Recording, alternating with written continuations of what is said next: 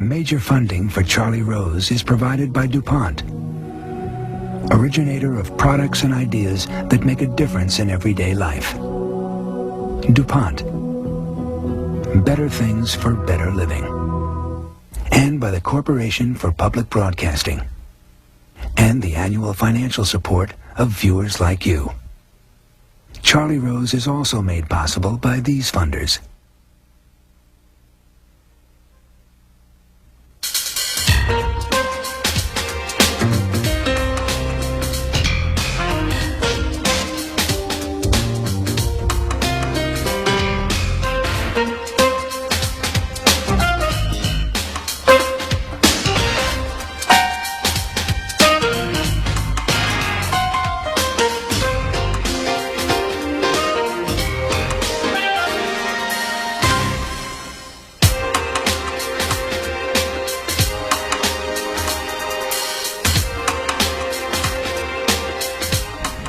Welcome to the broadcast. Tonight, a filmmaker who has made movies that have made more than $2 billion, and an actress who's won an Oscar. I'm talking about Ivan Reitman. His newest film is Junior, and one of the co-stars is Emma Thompson. They join us on tonight's broadcast for a discussion of films, directing, acting, and the lot.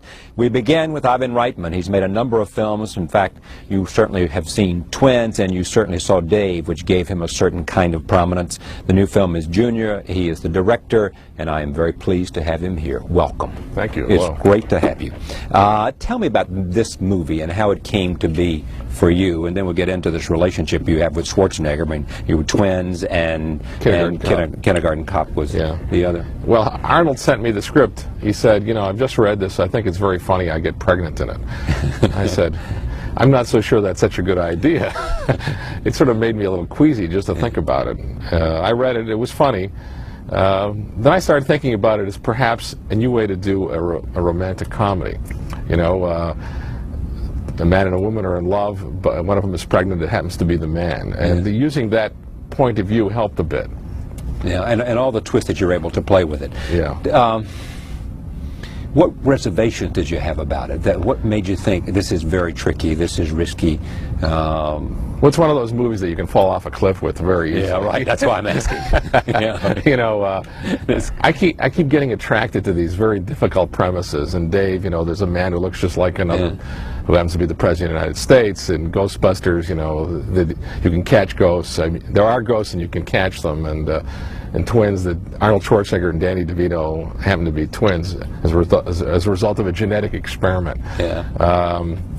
I don't know why, because actually it scares me, because for example in this film, in Junior, you know, there's the feeling that it will make men queasy. I mean, it made me uncomfortable just to think about this idea, and that perhaps it will portray women in a bad way or men in a bad way, which of course I don't think it does. I think it's very even-handed to each of the sexes, but those are the kind of things that frighten me about it first. Tell me about the relationship you have with Arnold, because the story is, a part of the conventional lore is that he sort of came to you in Aspen and wanted to do more comedic roles, having established himself as an action star. Well, as a comedy star, he was established as an action star. He hardly spoke in his films except for these terrible one-line comedy lines that I think no human actor could get across very well. And he came up to me and says, "You're the Ghostbuster guy?" I said, "Yes." And he said, "Well, you know, I think I could be funny in a movie." And we went out to dinner. We had this wonderful conversation, and I suddenly realized, here's a guy who's very intelligent, he's very charming, and more than that, he's very verbal. You would never guess that about him. And so I started working with him a little bit. I met Danny DeVito about the same time, and somehow the two of them sort of got lodged in my brain at the same time. And I thought they would be wonderful together and the right kind of thing. Not only because they look so funny together. It's not really the physical joke, because that really wears off after about 30 seconds. Right. It's the way they complement each other's energies. You know, Schwarzenegger is like a classical film star. He's very reactive on the screen. His face tells us wonders without his doing very much. DeVito is proactive. You know, he's a ball of fire. He's full of energy. He's always going, and they work. Those energies really complement each other, and they seem to be able to finish each other's lines in a wonderful way. And I just find that they're funny verbally together. What about Emma Thompson? Well, she was the wild card, so to speak. I met her on Dave. I spoke to her about perhaps playing the First Lady, and then I thought, well, that probably should go to an American. And well, I was just very seduced by her. She's such a talented person and a good person as well. I always wanted to work with her, so when this role came up, I called her up and I suggested it to her, and she thought for a moment, well, me and Schwarzenegger, what a good idea. I knew it was a long shot, but she could see that there's something in their physiology would be very effective. And in fact, the first time they met, the sparks just shot between them in a wonderful way. How did it happen? Well, we went to lunch. Actually, I was right between them. I could see these two heads facing each other, and good things were happening. After the lunch, she pulled me over privately and said, see what was going on between us? We were going to be great. There was a lot of... she got it right away, and she thought it would be effective. The very first time they rehearsed together was in my office, and Emma tells Schwarzenegger, lie down on the floor. Arnold sort of looks at me like, is it okay? I said, I'm not sure where she's going with this. So he lies down. She sort of leaps on him and just rolls around with him, feels his muscles, and says, there, okay, I'm comfortable right now. You know, she sort of wanted to get a sense of him, because he is, the first time you meet him, he's sort of bigger than life. And there's something oddly superhuman or different about him, and I think by touching him, she got comfortable with him. When you, let me take a look at a clip just to see them working together.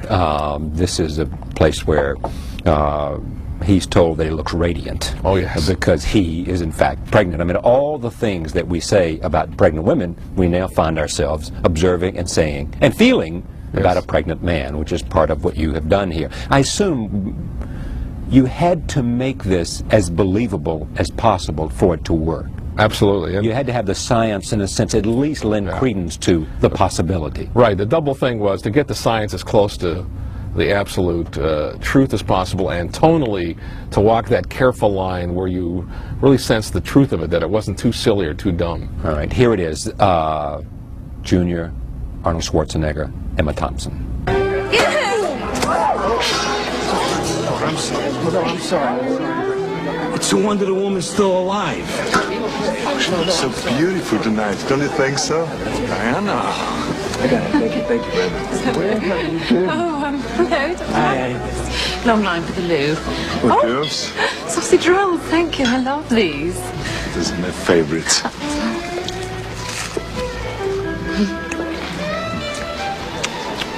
You look so... I don't know. Enthusiastic. Yes, you do. You look positively lit up. What's the good news? No good news. Life. Music and friends. Franks in the blankets. I think we should be going. We should go. Going, always going. And one day gone. Poof. Just like that. Maybe we should be pausing to hear the joyful melody of life itself.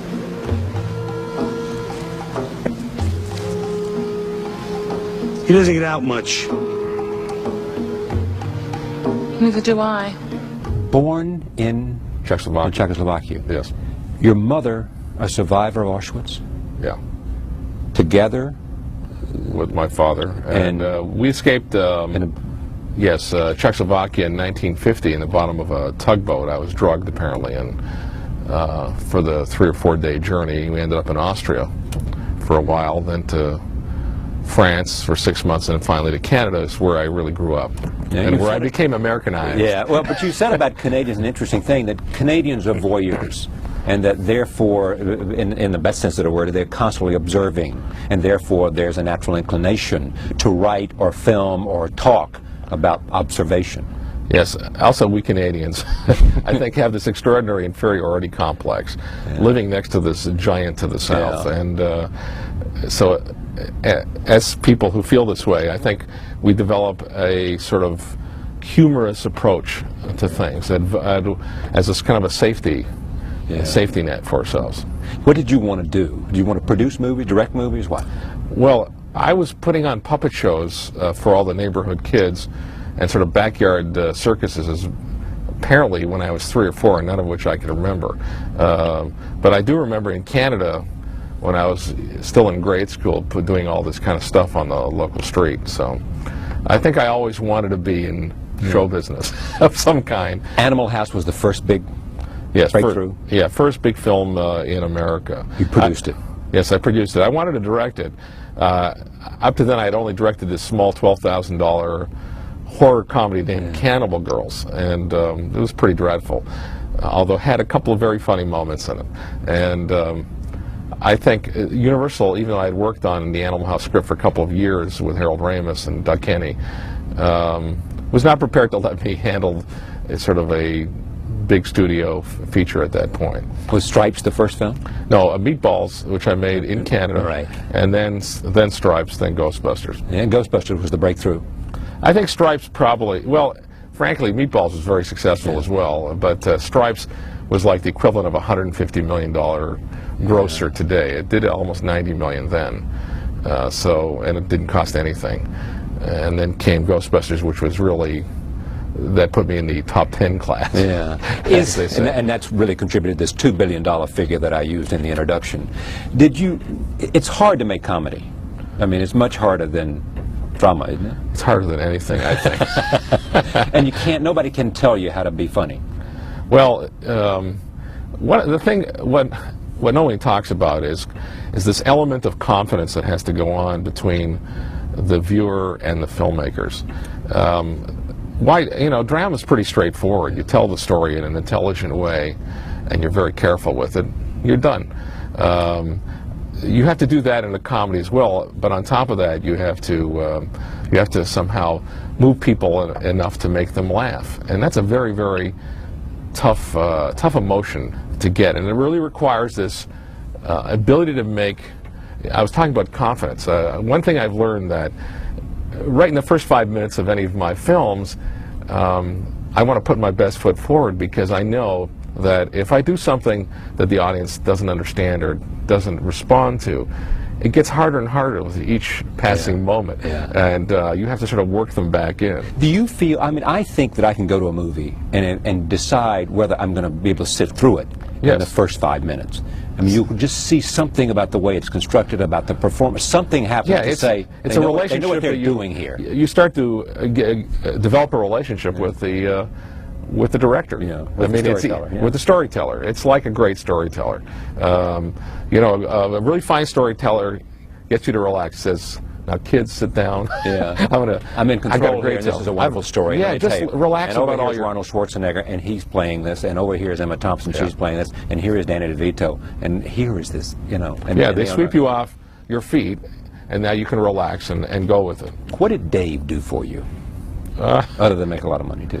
Well, I think Dave was more subtle, perhaps, than the films I had done before then. It sort of followed Kindergarten Cop in my list of films. I think it's this wonderful political story written by Gary Ross. Right. And I think it was the most serious thematically of the films that I've Because people who write about you point to Dave and say somehow after that he was taken, even though he made all this money, he was taken and viewed in a different light. Do you know what they mean? Well, I think that perhaps is the media it's us, isn't it? It's you guys. No, it's just, it's because it was more serious. As a breakthrough, you didn't see it as anything special, just another film? No, I thought it was a good film. But I thought, for example, in a strange way, Ghostbusters was a tougher movie because the disparate elements that one had to put together in that were trickier. I mean, Dave, yes, it was more it wasn't as broad as Ghostbusters or Stripes or some of the youthful movies that I had done. It was more careful, and I think it's why it was probably more appreciated. Do you have somehow, I mean, a sense like, a sense of awe about movies the same way that Spielberg does? And well, I love them. I'm a fan. I go a lot, just, you know, with my family, and I love to talk about them. I don't think I'm the same. I didn't come into movies until I was about 7 or 8 years old. I don't think I saw a movie in Czechoslovakia, you know, through the age of 5. The first film I saw was the Errol Flynn Robin Hood from the late 30s, you know, which I saw in 1952 or 53. Would you make a drama? Well, I would certainly tell a very dramatic story, but the way I would probably end up telling it would have a great deal of comedy in it. It's just, it's my particular approach to life. Can you spot someone? I mean, you could have told whether, I mean, Emma Thompson brought what to your film in terms of comedy? Well, she plays this very intelligent character who's also very physical. Very tough combination to pull off.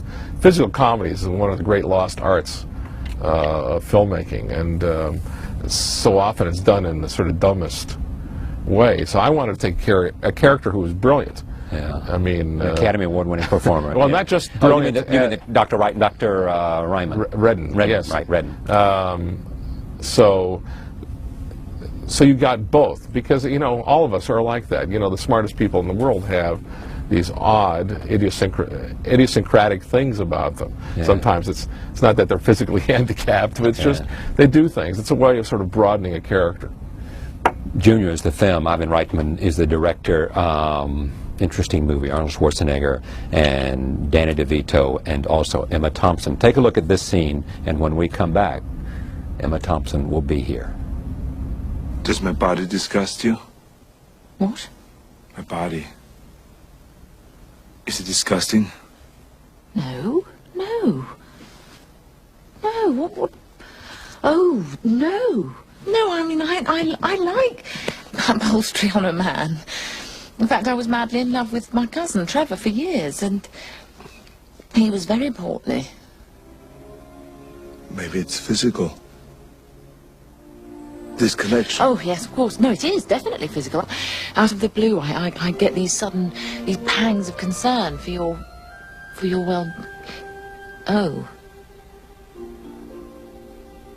You mean... sex? Yes. I hadn't thought of that. I have. Have you? Yes. Well, then it's, that's probably it then, isn't it? Yes. Yes.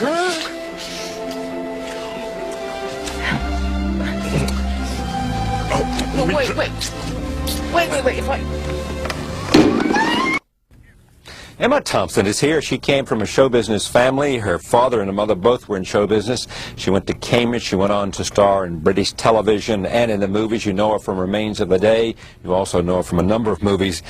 She's married to Kenneth Branagh, who has been here talking about his movies and about their careers together.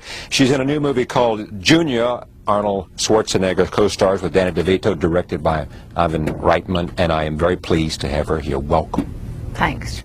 Is there a difference in British training and American training? I mean, can you see things about British actors and the way they go about it and the way... Oh yeah, I mean, I think there are enormous differences. I don't know about training because I didn't train, and I don't know whether there's any preparation for being an actor. When you and Ken first met, was it? No, I don't Well, the story think so. I once read, I'll come back to that, that? but there was a story once about you two sort of had a mating routine before when you first came together. Yeah, the lobster because you came from different places and... Yes, that's right. And I was appearing in Me and My Girl, right, which was a sort of musical comedy, and he was appearing in Henry V. Yes. With the Royal Shouting Company. Serious actor. I was a serious actor, and you know, I was this kind of two-bit hoofer in a musical. And I do remember having a row about that when we first met, and I said, well, I didn't want to go and see Henry because I didn't particularly want to go and see a play about men fighting. And he said, well, I didn't want to go and see Me and My Girl. I don't want this stupid thing about some cockney who inherits a fortune. And we were quite happy. I mean, there is that, the same snobbery exists, which exists here, I think, But too. about the difference in the British acting and American acting. Well, you have to remember that I think probably one of the greatest influences on British acting that has ever been was the invention or the arrival of the method, as practiced by Marlon Brando. And my parents, you see, my parents were both actors, and they met as fledgling actors at the Bristol Old Vic, which is a very old, famous drama school, and then went on to join the company. And when my mother was young, what she expected to do was to play in Shakespeare for the rest of her life, because television was still very young, okay? So that's just this generation, it's changed that much in our country. Now people go to drama school and they know that they're going to be doing television and theatre, and possibly film. The mixture of the disciplines is very important in our country. The mixture of theatre and television and film, and means that you have a complete chasm here. People don't cross-pollinate at all. They only do. You have film actors, television actors, and theatre actors, which means it's very difficult for some people to survive or develop because each discipline informs the other. And I would have thought that the theatrical discipline is possibly the most useful as a training tool. I would think so. Because it's about repetition and the discovery of how to make something spontaneous without necessarily having to really experience it. And also, because, you know, you're in the wings, and when you're in the wings you're not on, as it were. You walk on stage and you are on, but you're on and off and on and off all the time, and it, I think, makes people quicker on their feet. I think sometimes in this country, especially with film and especially with young actors who haven't had any kind of formal training, they'll get terribly bogged down by the thing of, I've got to really feel this, instead of using a certain amount of technique and then and getting, it's a very zen process, acting, because in a sense it's really about letting go and not controlling. Yes. But you have to learn how to do it, and theatre's a very good teacher. There was that great line, I don't know whether it's true or not, but when Olivier was acting with Dustin Hoffman. No, with Dustin Hoffman, you know the story. And Dustin, I guess, had been up without sleep for 3 or 4 days, and he Marathon Man. He came in to do the part, and he couldn't, whatever. And he was explaining what he had gone through to get in the mood, to get it right. And Olivier said, "Have you tried acting?" Dear boy. Dear boy. That's true. Dear boy. And all Olivier's notes, because all the actors in our country at some point or other came across Olivier, because of course he started the National Theatre Company, and they all say that the notes that he gave were very brief and very practical. So a young actor I know, well actually he can't be, he must be sort of 40-something now, was playing Mercutio in a production of Romeo and Juliet, and he went to Sir Lawrence and said, you know, tell me, can you just give me something, tell us, what is he like, Mercutio? And Olivier thought for a moment, he just said, hot. Yes. And that was it. And it's like so helpful, actually, because if Mercutio is at boiling point all the way through, like a cat on a hot tin roof, And it was just, it's that practicality. You know, it's like if you're playing grief, you're often tired, and just that will do it. Didn't he once say something about, I think Olivier once said something about how he would like to be perceived, and he said, good at my craft like a plumber is good at his craft. Absolutely. You know? Absolutely. I remember my godfather meeting Ken for the first time and he said, he's like a plumber. Usually he comes in, you think he's going to mend the pipes. Ken. Yes, he was talking about Ken. Because Ken doesn't have... Olivier actually always had... That's why Ken always found the comparison with him and Olivier so laughable, because Olivier had this extraordinarily patrician glamour, actually. I mean, he was virtually aristocratic in his bearing, his sort of hauteur, his you know, I mean, just so extraordinary to look at. I mean, him and Vivian Leigh and... But everybody called him Larry, though, which is very informal. But he was wicked, wicked to people, and worked on them and needled them. But I wish I'd seen him live. You never saw him live? No. Your father, mother, your dad did something called the Magic Roundabout, which is a great children's program. He's been described, which I'm sure is inappropriate, probably, as the Fred Rogers, Mr. Rogers of See, I don't know who television. Fred Rogers He is. does a children's program. He's Okay. a very, very popular, long-running children's program, and a very nice man. Yes. I never saw your father's show, obviously. It's called The Magic Roundabout. Yes. Did they both want you to be in the theater? Did they encourage you to be No. a performer? No, but they didn't not encourage me. And in fact, I didn't want to be a performer at all. My sister always wanted to be an actress. Yeah. She knew from very early on. And I didn't at all. All I was interested in was books. Thinking So you I would read- do what? Just write? Maybe just Maybe write teach. or maybe teach or something, you know, which is why I went to university. I didn't want to go to drama school. I Yeah. didn't see But the you point. chose Cambridge over Oxford.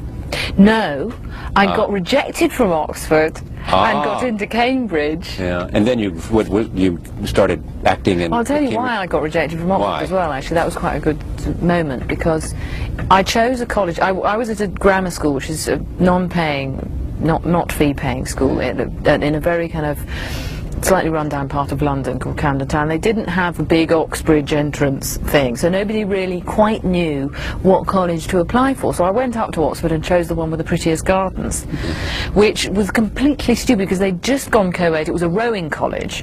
So my interview after the exams was with these two men. I'll never forget it. One was in a lemon suit, which was a lemon suit, like the colour of that pad, most inappropriate.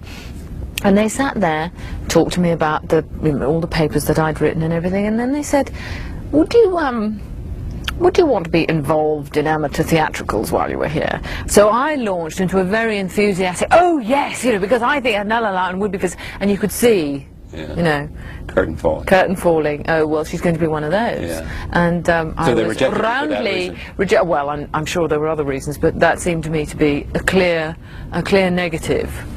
Were you closer to your mother or your father? Well, I'm closer to my mother. No, were you closer, I mean, Oh. during those times? At that point, Yeah. probably to my mother, because my father was a very private individual, but he was very ill. Died when he was 53. Yeah, just turned 53. And during the period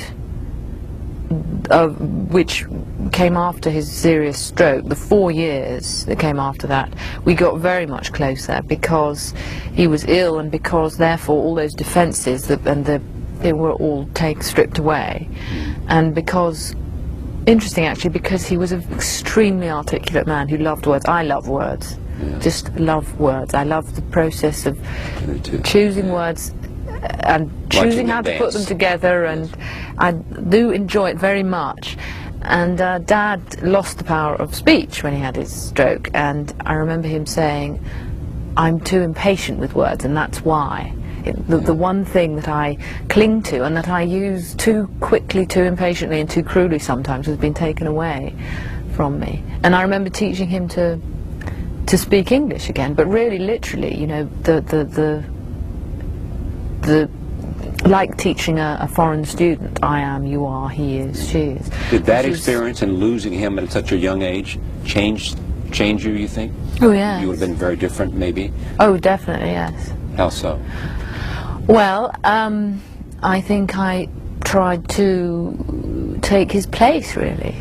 I wanted my mother not to be lonely, so I, as it were, You became her companion as far as I could. I mean, as far as she would let me. We're very close now. I took her away to places. We visited Sri Lanka. I took her to Alaska. And Why Sri Lanka? because it was one of Dad had been there on a Shakespearean tour, and he'd once described an experience he'd had of standing in the Indian Ocean eating a mango, and the mango juice dribbling down his body into the ocean, which was so kind of extraordinary and exotic that I wanted to take Mum there as a kind of pilgrimage, you know. She's still alive? Yes, oh, very much Does she so. come and watch you? She appears in Junior briefly, actually. Oh, she does? Yes, because she was out in San Francisco while we were shooting. So she is the rather formidable-looking doctor who stands outside on the store saying, I really think you should come out, Alexandra. When did you meet Ken? 1987. Yeah. When you were both doing Fortunes of War? Shit. Yeah. Well, did something happen there? I mean, because... Well, yeah, I mean, we were glued together for 9 months, really, doing that project. So, quite a lot of water went under that particular bridge, yes. And you knew then, and he knew then, and you two were No, together. I knew. He had no idea, as is so often the case. No, we weren't married for 3 years until 3 years after that. Even then, did you have some sense that he was driven to be, was he driven to be what he became, in a sense, of all these comparisons and sort of this young man who's Oh, what you accomplished mean so he was much in somehow terms forced of, into yeah. it? No, I don't. No, I don't mean that, but I mean in terms of the accomplishments, that, you know, all the things that he did before he was 30 as Yes, an actor, yes. both as a producer, director, and an Yes. actor. I think he is, yes, very driven. And he would say that himself, I'm sure. Do you, in inhabiting a role, spend a lot of time on research? I mean, When it's somebody real like that, lots, you read everything there is. would you read for Remains of the Day? I read The Rise and Fall of the Third Reich. Now, see, I read that, and I thought, well, that's just what she was reading while she was doing it. No, I read You it because... for what?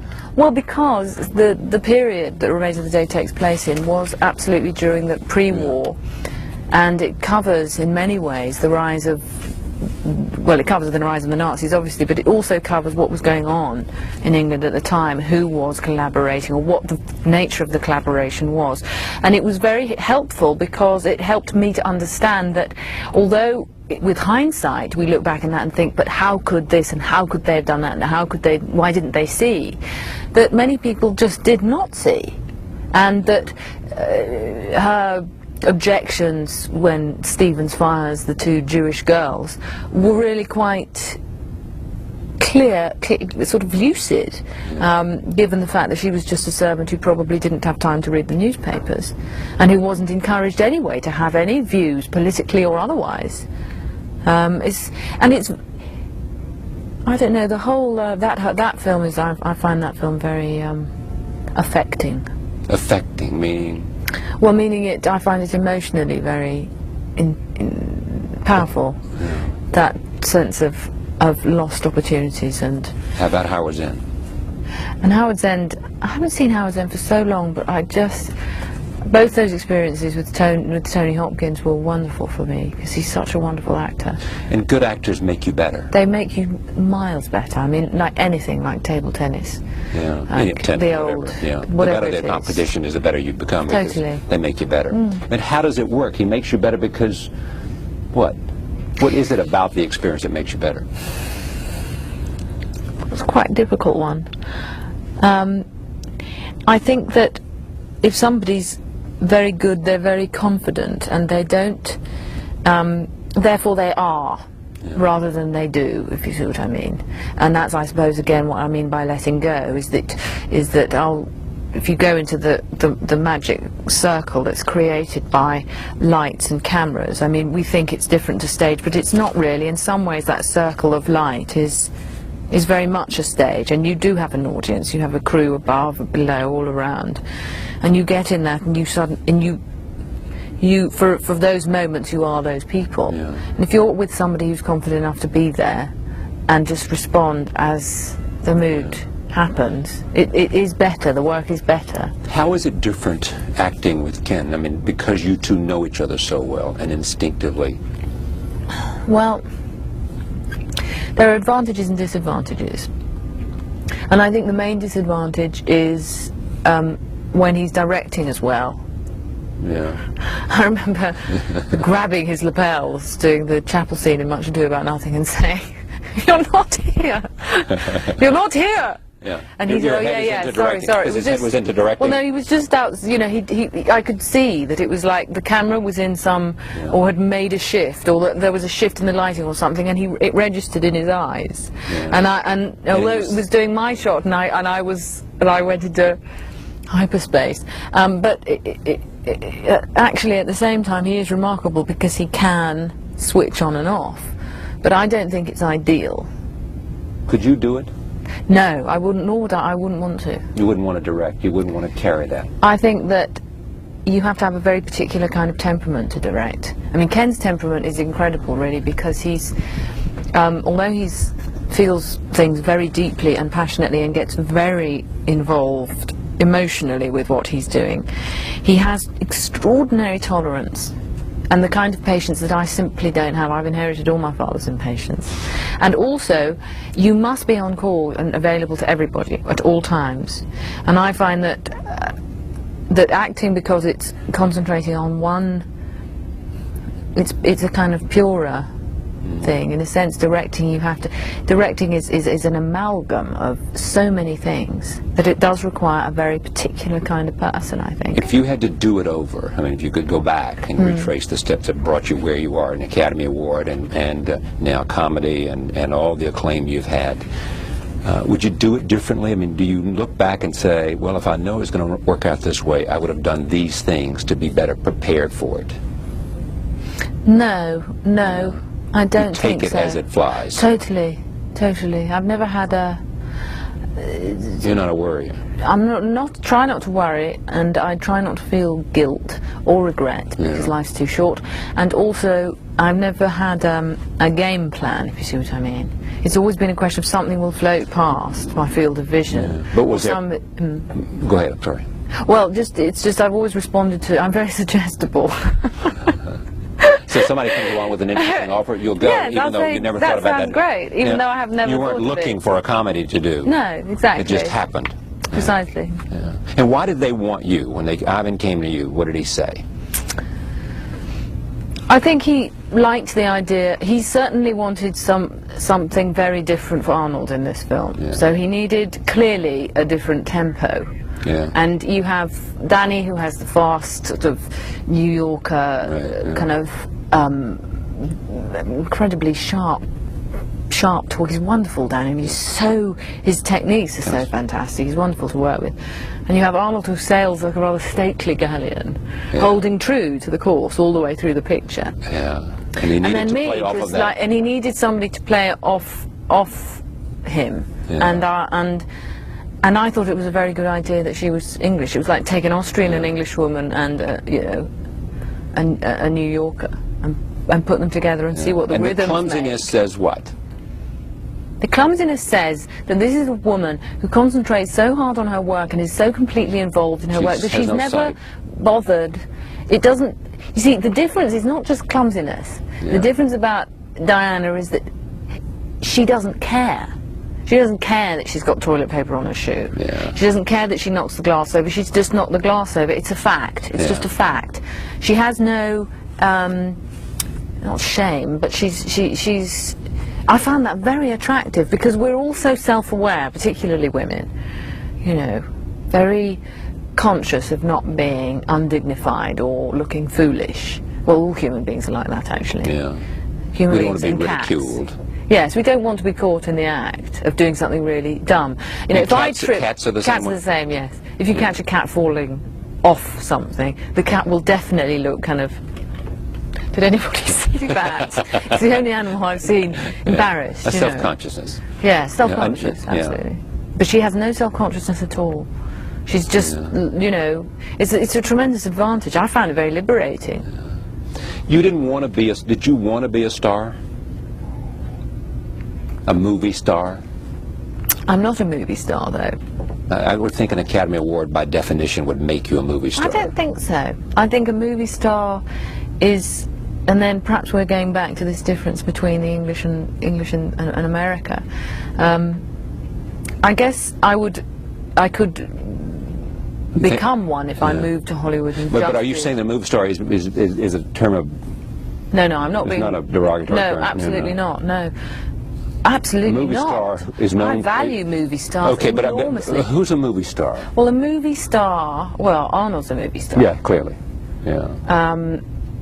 And Danny's a movie star, as well as lots of other things. Anthony Hopkins a movie star?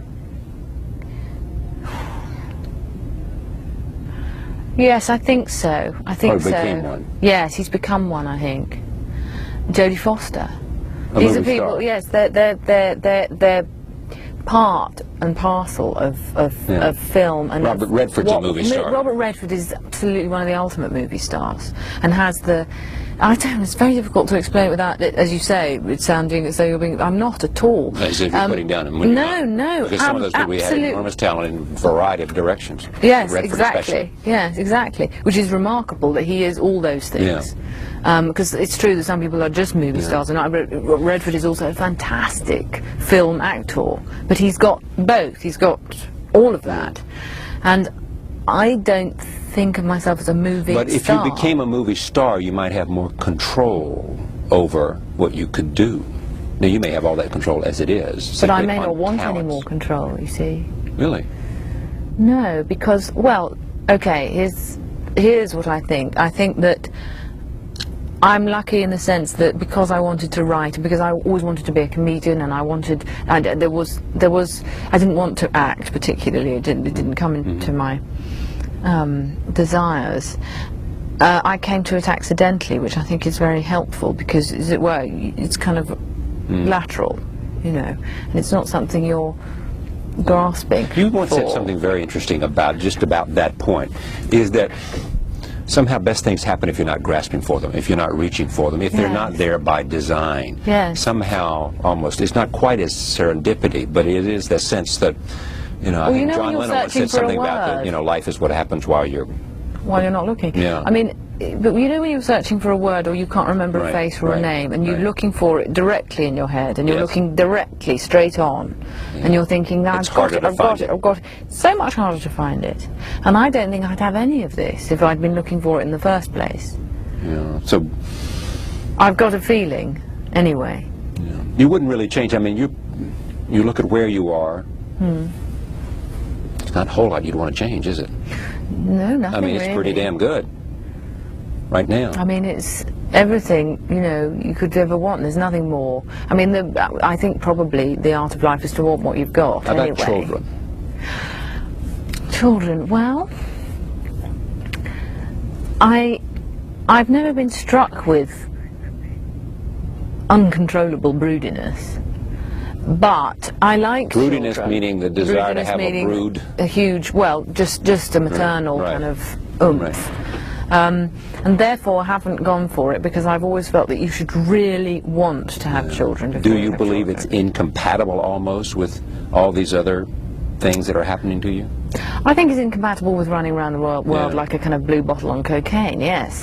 But I don't think it's incompatible with having the sort of life that I would like. I mean, I don't...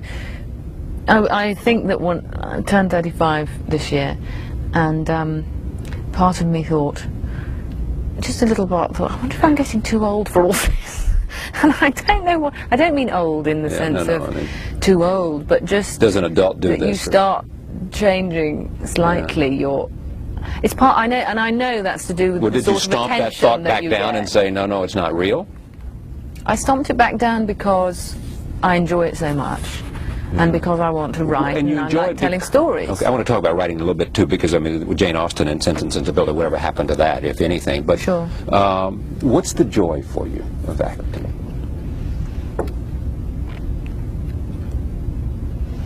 It's losing yourself for a minute.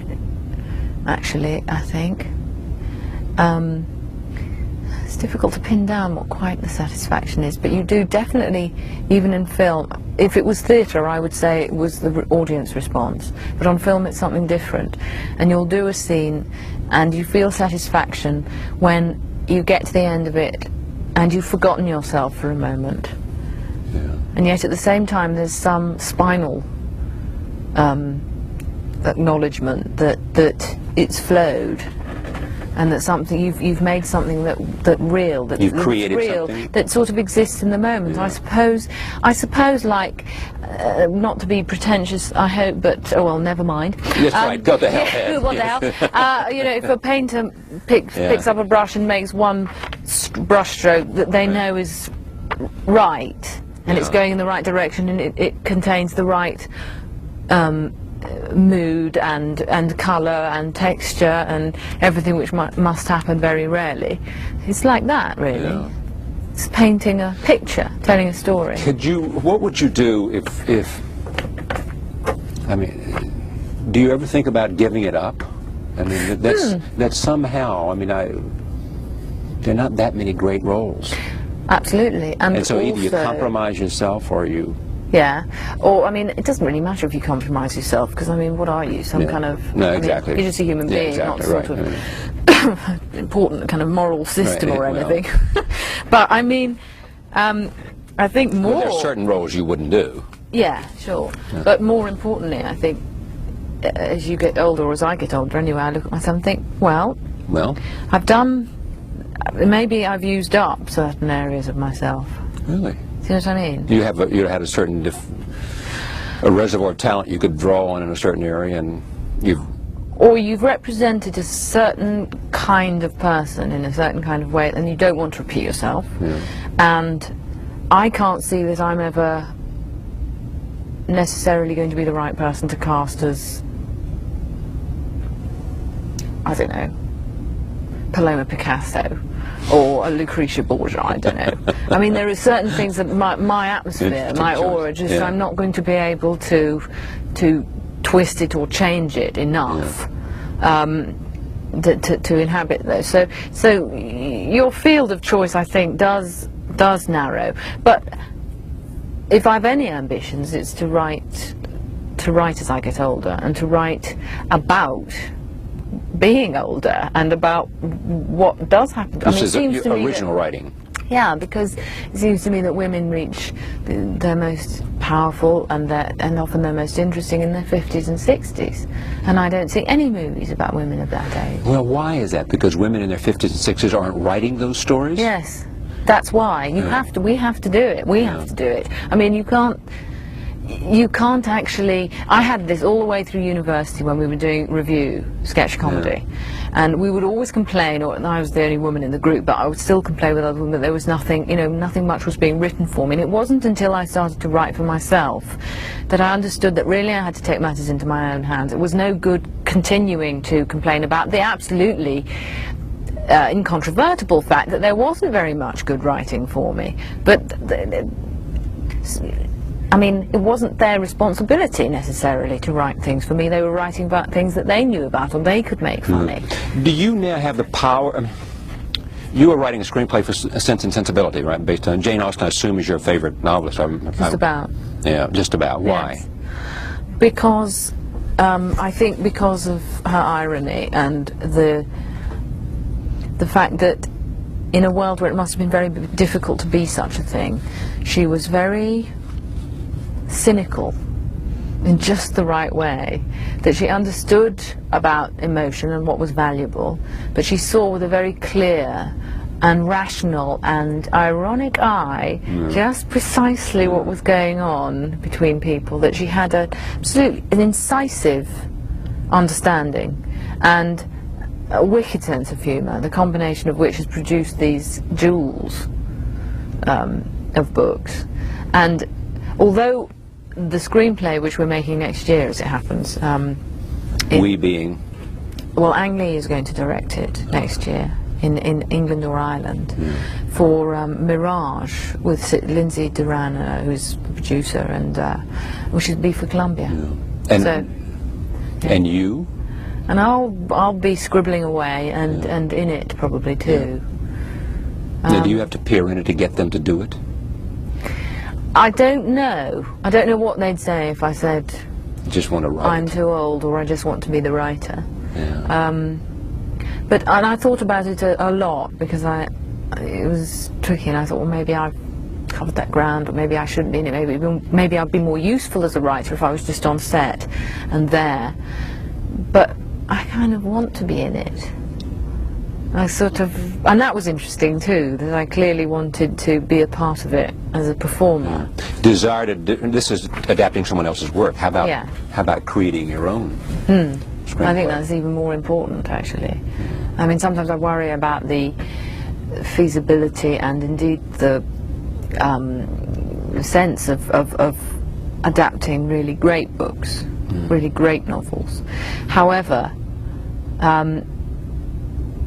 I think good stories can come in various forms. They're always, well, in fact, there are very few stories, and they turn up again and again and again. How badly do you want to work with Ken?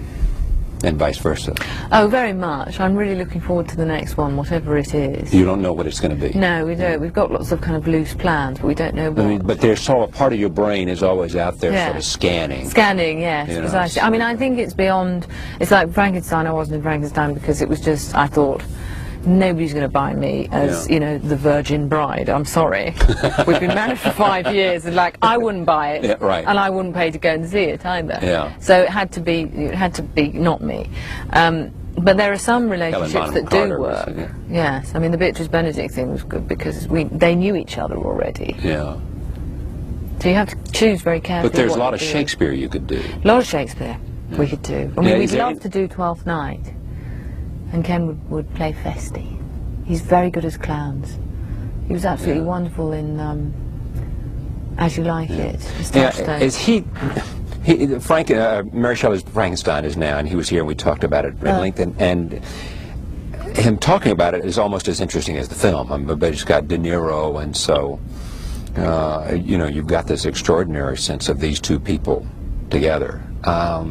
Did you like it? Frankenstein? Yes. Yes, I did. Would you say so if you didn't? To him, Yes.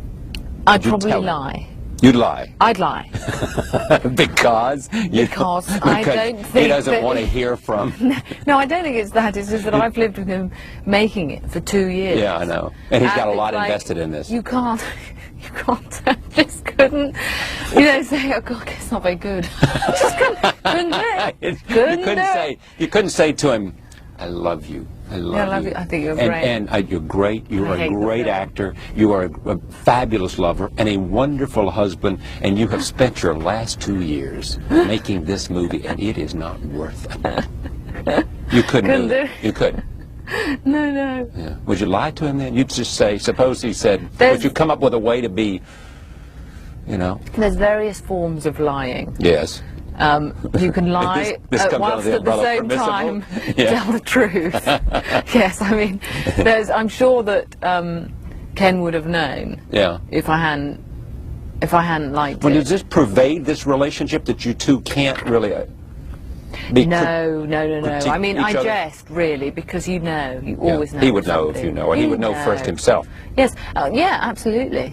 Totally. And he might come to you and say, Look, he I says know that M. this Calls you is M, all does it? yeah. M, I just didn't get this one. Yeah, absolutely. That's certainly true.